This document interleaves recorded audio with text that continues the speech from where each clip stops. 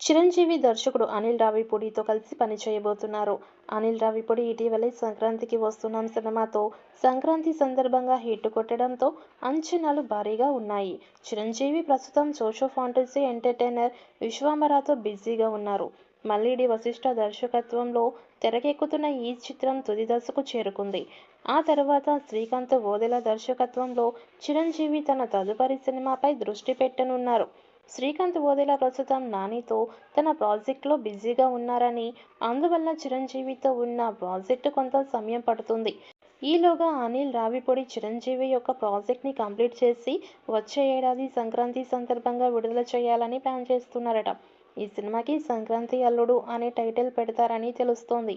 ఇప్పటి వరకు అనిల్ రావిపూడి లాంటి దర్శకుడు వరుస సినిమాలు చేస్తూ ముందుకు సాగుతూ ఉన్నాడు. నిజానికి ఆయనకి 100% సక్సెస్ రేటు ఉండడానికి గల కారణం ఏంటి అనే ధోరణిలో ప్రతి ఒక్కరూ అన్వేషిస్తూ ఉన్నారు.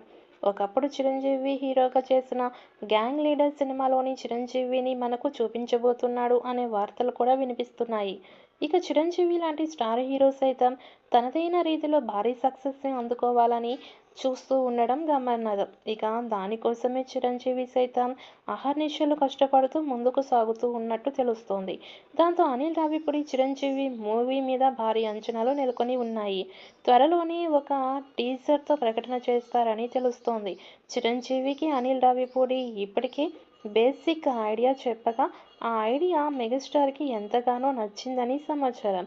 ఈ మధ్య కాలంలో వాల్తేరు వీరయ్య మినహా సరైన సక్సెస్ లేని చిరంజీవి అనిల్ రావిపూడితో వర్క్ చేయాలని ఆయన అభిమానులు సైతం అభిప్రాయం వ్యక్తం చేస్తున్నారు.